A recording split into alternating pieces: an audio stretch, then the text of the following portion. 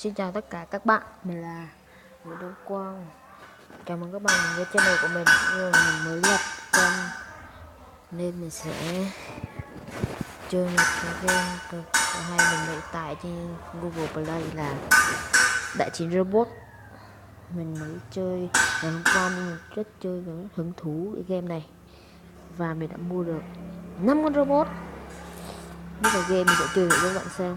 Bây giờ tới màn khó nhất, mình đang mua một con robot có khiên thật dày chứ mình mua cho khiên nó. Thì các bạn, robot của mình đó có quay số rồi này. Mình mới làm, đây là video lần đầu tiên mình làm nên các bạn hãy ủng hộ cho mình nhé. Mình sẽ quay thử được con robot nào không. Ở trước sẽ quay không được một robot nào.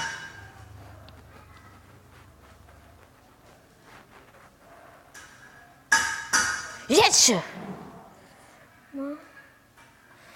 cực sướng.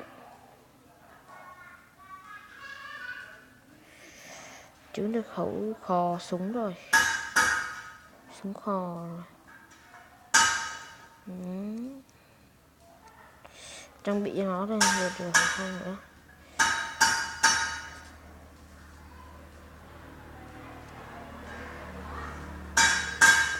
Rồi thôi, mình sẽ bắt đầu chiến, mình sẽ chơi hết chuyện này. Thôi mình sẽ kết thúc video của mình đã làm nha các bạn. Mình sẽ chơi cho các bạn xem, cực hay luôn đấy, các bạn đừng có nghĩ.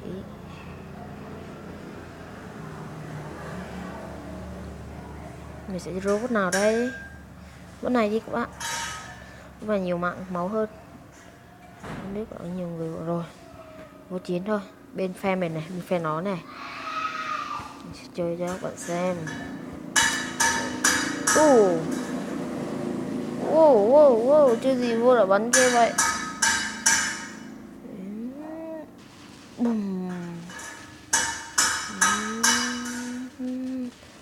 Bắn cho chuẩn vô đi nào.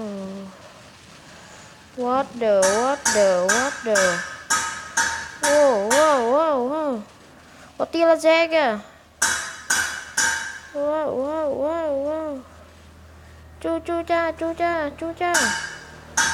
Chơi gì mà đã vô vậy rồi. Đúng là quá khó đây này.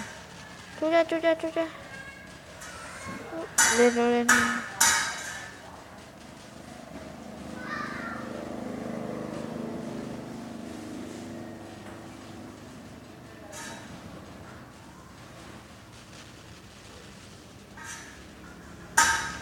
Chu cha nó có tia laser kìa. Mình phải mua một cái mới được. Rốt của mình sắp hết sức mạnh rồi, sức hết rồi. Mày láo scare đó. Cái đạn rồi. Wow, con robot kia, trời, nó nhảy. Không biết khi nào mình phải mua được con robot đó nữa. Đỉnh cao của nghề robot.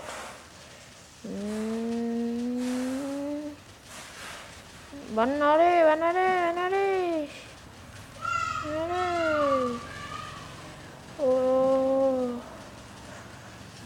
đi. Chân của mình bị phá hủy rồi. Robot còn có ấy kìa. Trời ơi, rồi xong. Thất bại thảm hại robot này nha các bạn. Trời ơi, robot mình một này nổ này. Đấy, nó có khí thế hơn nhiều.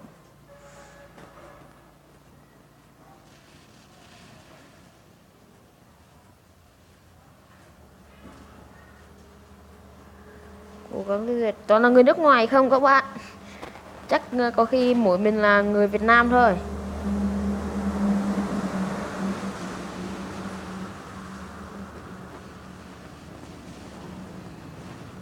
Không biết mình mua cái tre để làm cái gì, cái kia để làm cái gì. Mua về cũng như không có tre đâu. Mày Kiên tránh của mày hả? Kiên hả?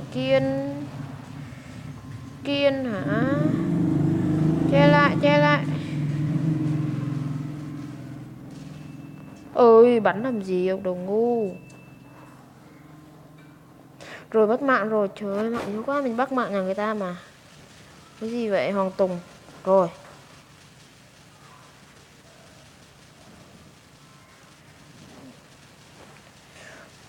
Một quả pháo. Ăn non à. Ao. Ao. Ao. Video che mà nó bắn nó không mất một tí luôn á.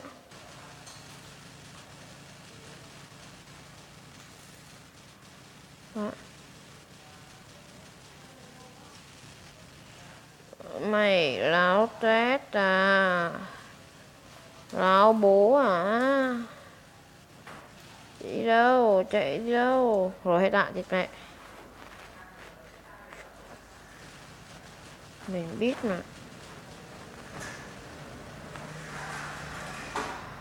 Đúng là giờ bắn mình. Này có. Wow, wow, wow, wow, wow.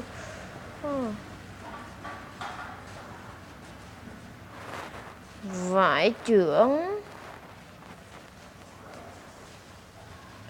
Lúc này mình phải tăng tốc cho nó mới được. Quá khiếp đen. Wow, wow, wow, wow. Mình sắp hết máu rồi. Ui, hay. Rồi xong. Coi như còn một robot cuối cùng. Lúc này mình rất tin tưởng con robot này. Đấy, chà, nếu ước gì có tên lửa như thằng này này. Yeah, nó còn 3 đứa thôi. Cố gắng tiêu diệt đi. Ui, lại lên rồi, nó lại vô rồi.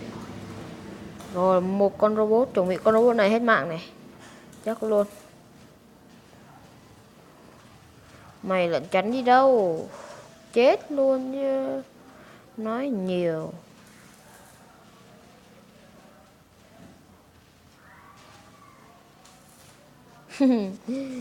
Ồ, pháo này dở quá.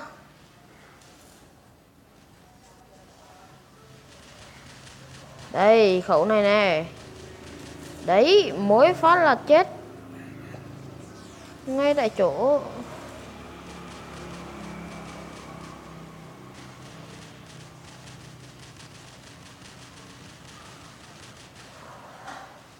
Đã sắp hết rồi. Rồi, chết. Chết luôn. Thắng hay thua? Yes.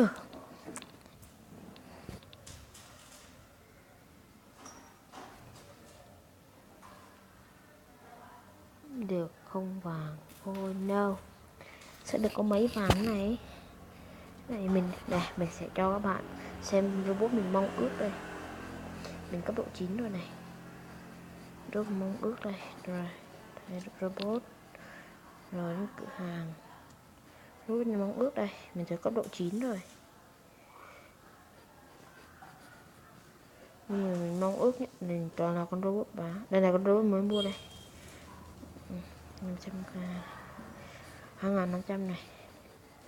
Này sắp tới robot mình ước mơ. Đây robot ước mơ của mình đây. Và kiên chắn này. Đây nữa này, robot ước mơ hơn nữa này. Kiên quá đỉnh luôn nha. Có một con robot nữa mình đang đây. Kiên chắn quá đỉnh luôn các bạn. Một nữa, một con nữa mà các bạn chưa biết.